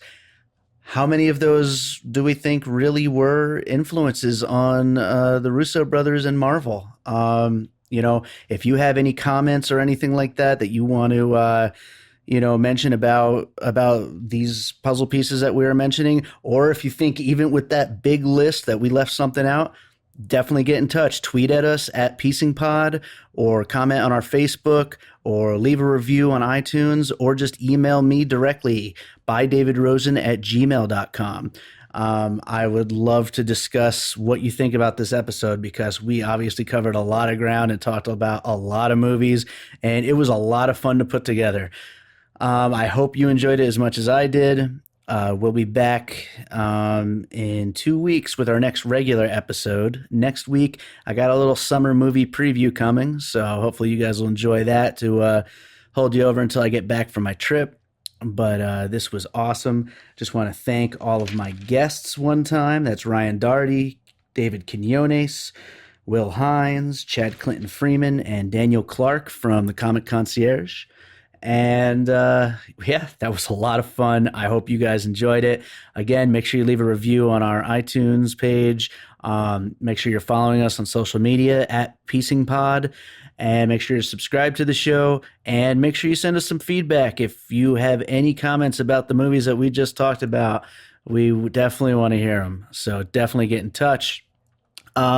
As a reminder, next week, my new album, A Different Kind of Dream, will be available on all digital music stores. So definitely keep an eye out for that.